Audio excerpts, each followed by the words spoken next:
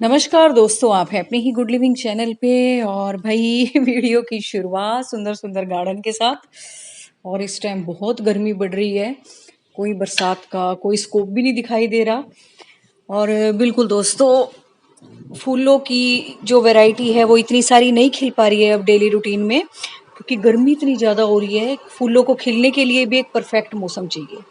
लेकिन जिस फूल की आज मैं आपको बात बताऊंगी, वो फूल आपके इतनी गर्मी में भी खिल रहे हैं, तो इसका मतलब खिलते ही रहेंगे। बहुत रफ एंड टफ फूल हैं आपके, सदाबहार हो गए और ये मैक्सिकन पेटोनिया हो गए। ये तो चाहे जितनी मर्जी गर्मी हो आपकी, ये खिलते ही रहेंगे। और दोस्तों, गर्मी क्या, वैसे तो इसमें सारा साल ही फूल आते रहते हैं। जब बहुत ज़्यादा विंटर होती है बस तभी रुकते हैं। प्लांट तो ये आपके हमेशा ही बने रहेंगे गार्डन में, और फूल भी दोस्तों इसके हमेशा ही खिलते रहते हैं। ये देख लो, अब इतनी ज़्यादा गर्मी में भी ये फूल खिल रहे हैं। बल्कि आज मेरा वीडियो बनाने का भी मन नहीं था, इतनी ज़्यादा गर्मी हो रही है। और सुबह सुबह का टाइम है, देखो तब भी कितनी तेज़ धूप आ रही है। और आप यकीन मानो, आज मैं वॉक पे भी नहीं गई गर्मी की वजह से, बिल्कुल एक पत्ता भी नहीं हिल रहा। तो आप बताना आपके यहाँ कितनी गर्मी पड़ रही है। तो उस गर्मी को देखते हुए मुझे लगा कि ये फूल सबसे बेस्ट है आपके लिए लगाने के लिए। और दोस्तों, जितने ये फूल सुंदर हैं, जितने रफ एंड टफ हैं, इनको लगाना भी उतना ही आसान है। मुझे नहीं लगता किसी की भी कटिंग ये लगाई हुई मर जाती होगी। और दो तरीके हैं दोस्तों इसको लगाने के। एक तो कटिंग के जरिए, कहीं से भी आप इसको तोड़ के लगा दो तो ये बड़े आराम से कटिंग चल जाती है इसकी। जो पुराने पत्ते होंगे देखो, वो तो झड़ेंगे, उसको देख के डरना मत, क्योंकि नई ग्रोथ फिर आपको टिप पे से इसकी दिखाई देगी। और सेकंड तरीका है दोस्तों, इसका सीड पोड बनते हैं इसके ऊपर, चाहे वो आपकी हाइब्रिड वैरायटी हो, चाहे आपकी देसी वैरायटी कह लो, वाइल्ड वैरायटी कह लो। तो दोनों तरीके से आप लगा के देखना, बड़े आराम से लग जाते हैं। बीज से भी ये बड़े आराम से लग जाते हैं, नए प्लांट बन जाते हैं। और सीड और सीड पोड की बजाय अगर आप कटिंग से लगाना चाहें तो बहुत जल्दी कटिंग तैयार हो ही जाती है, उसमें तो कोई है ही नहीं चक्कर। और दोस्तों, कहीं भी आप इसको लगा सकते हो, छोटे गमलों में, बड़े गमलों में, प्लास्टिक के गमलों में, जैसे मर्जी गमलों में। और सबसे बड़ी बात, आपके गार्डन में जगह जगह अगर ये प्लांट लगे हुए हैं ना, किसी भी तरीके से, चाहे वो हाइब्रिड हो, चाहे वो लंबे वाली वैरायटी हो जिसको वाइल्ड वैरायटी बोल देते हैं, ये गार्डन में वैसे ही बहुत सुंदर लगते हैं। एक तो इनका कलर इतना प्यारा है, 3 कलर में होते हैं। आज पिंक वाले तो नहीं खिले, शायद कह रही हूँ मैं, गर्मी इतनी ज्यादा, बेचारे फिर भी खिल ही रहे हैं ये तो इतनी ज्यादा गर्मी में भी। एक तो एक पर्पल है, एक वाइट है हाइब्रिड में, और दूसरा एक लाइट सा बड़ा बेबी पिंक कलर होता है, वो भी बड़ा अच्छा कलर है। वो भी मैं कई बार आपको दिखाती हूँ, खिले होते हैं तो फूल। लेकिन दोस्तों, फूलों पे मेरा तो कंट्रोल है नहीं, कई बार तो बहुत सारी खिले होते हैं, सारी वैरायटी खिली होती हैं, कई बार बड़ी सेलेक्टेड सी होती हैं। तो आज मुझे लगा कि इतनी गर्मी में जब ये बेचारे खिल रहे हैं, तो आज का टॉपिक भी यही होना चाहिए कि मैक्सिकन पेटूनिया को आप किस तरीके से लगाओ। और दोस्तों, इसमें आप बिल्कुल भी कंफ्यूज मत होना, पेटूनिया के फ्लावर ये बिल्कुल भी नहीं है, दूर दूर तक इनका कोई लेना देना नहीं है उनसे, अगर आप पूछो तो। क्योंकि वो विंटर के फूल होते हैं पेटूनिया के, ये तो रफ एंड टफ फूल हैं। ये पेटूनिया के फूल इसीलिए माने जाते हैं क्योंकि इनकी थोड़ी शेप उनकी तरह से होती है। अदरवाइज मैक्सिको में ये बिल्कुल वाइल्डली उगते हैं, जैसे हमारे यहाँ ये सदाबहार उगे रहते हैं इधर उधर। तो इसलिए इसको मैक्सिकन पेटूनिया भी बोल दिया जाता है। और बहुत सुंदर प्लांट है दोस्तों। सुंदर मैं इसलिए कह रही हूँ कि आपको कोई केयर ही नहीं करनी इसकी। अब आप पूछोगे इसकी सोइल कैसे बनाए, भाई इसको जैसे मर्जी सोइल में बना दो, जैसे मर्जी सोइल बना के इसको लगा दो, चाहे आपकी हार्ड मट्टी हो चाहे सॉफ्ट मट्टी हो, सब में ही उग जाते हैं ये। मैं तो कहीं भी ऐसे, जिस तरह से आप देख रहे हो ना, ये इसके ये सीड पोड जैसे पक गया है देखो, है ना। कच्चा मत तोड़ना है, ऐसे भूरा भूरा ब्राउन सा हो जाए ना, तब आपने तोड़ना है। इसके अंदर से बीज निकलेंगे। और देखो, अब मैं एक हाथ से कैमरा पकड़ रखा है ना, ये देखो निकाल के दिखाती हूँ मैं। बस फली के फटते ये बाहर आ जाएंगे।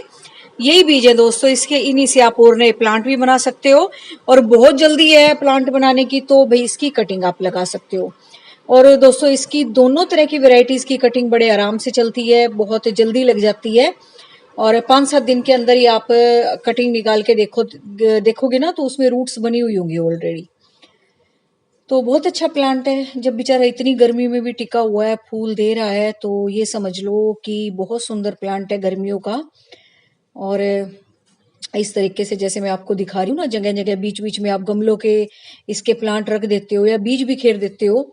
जैसे सीड पोड कोई पक गया है ना, कोई गमला आपको लगा इसमें हाँ प्लांट लगने की जगह है, उसमें आप सीड पोड बिखेर दो और ऐसे ही बिखेर देना। इसके सीड इतने हल्के होते हैं कि अपने आप ही प्लांट उग जाएंगे, कोई इसकी गुड़ाई करके लगाने की इतनी कोई खास जरूरत नहीं है, अपने आप ही इसके प्लांट नए नए बन जाते हैं। मैं तो कहीं भी इसके बिखेर देती हूँ, गुड़ाई भी नहीं करती, ऐसे ही गमलों में झाड़ देती हूँ और नए नए प्लांट उगते चले जाते हैं। तो बिल्कुल ट्राई करो आप इसको लगाने के लिए। अगर आपके पास नहीं है ये वैरायटी तो नर्सरी से आप पता करो। ये वाइल्ड वाली तो कहीं भी मिल जाएगी। इसके सीड पोड आप ले आओ और घर में लाके लगा दो, कहीं लगे हुए हो तो। और हाइब्रिड वाले भाई एक दो प्लांट आप ले आओ, फिर कटिंग से आप अपने उगाते रहो नए नए प्लांट। तो बस एक बार आपको जरूरत होती है एक प्लांट को लाने की, फिर आपको बिल्कुल तरीका आना चाहिए दोस्तों उसको मल्टीप्लाई करने का और एक प्लांट से बहुत सारे प्लांट बनाने का। ये तरीका हर व्यक्ति को आना चाहिए, है ना। जैसे हम एजुकेशन में स्टडीज में पहले छोटी चीज पढ़ते हैं, फिर थोड़ा थोड़ा आगे बढ़ते हैं, है ना। एक बार में तो सारी चीजें एक क्लास में या एक चैप्टर में नहीं आती, है ना। फिर उसका और एडवांस रूप, फिर उसका और एडवांस रूप आगे आगे क्लासेस में आता जाता है।